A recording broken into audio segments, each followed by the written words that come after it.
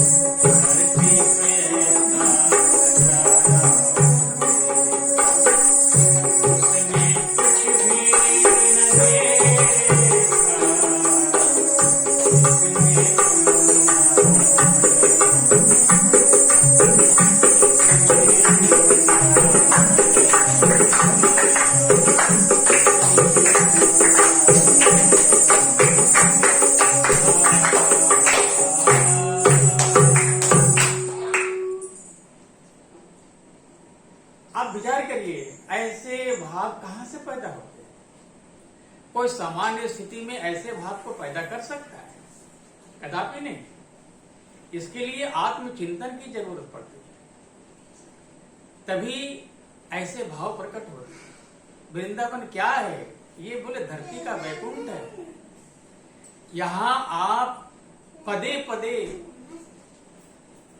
आत्मचिंतन में डूबे हुए लोगों का दर्शन करेंगे। यहां आपको स्वतः आत्मचिंतन करने की प्रक्रिया जागृत होगी, इच्छा जागृत होगी। आप उसमें बड़े आराम से आत्मचिंतन को अपने जीवन में उतार सकते हैं। एक संत थे, वो आत्मचिंतन के द्वारा समाधि में लीन होकर के अगाध जल में तप कर रहे हैं। और एक दिन मछुआरों के जाल में फंस गए। मछुआरे डर गए तो उन्होंने सबको निर्भय किया और कहा, देखो तुम्हारा ये रोजगार है, हमें बेच करके धन कमा लो। उस समय के राजा नाभाग, जो इक्ष्वाकु कुल के हैं, इक्ष्वाकु वंश के हैं, इन्हीं में भगवान श्री राम प्रकट हुए। वो महाराज नाभाग,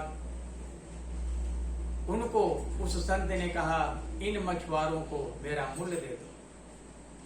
उन्होंने कहा मैं 1 करोड़ रुपये देता हूं। बोले ये मेरा मूल्य नहीं है। मैं 100 करोड़ रुपये देता हूं। बोले ये भी मेरा मूल्य नहीं है। मैं अपना आधा संपूर्ण राज्य देता हूं। बोले ये भी मेरा मूल्य नहीं। आप विचार करिए आत्मचिंतन क्या है। जिस आत्मचिंतन को हम लोग समझ नहीं पाते हैं और घर गृहस्थी के प्रपंच में जीवन को नष्ट कर देते हैं। यदि हम इसको नहीं समझेंगे, अपने जीवन में लागू नहीं करेंगे, तो महाराज आगे आने वाले पीढ़ी को हम क्या संदेश दें। आप दूसरा भाव देखिए, दूसरा भाव देखिए।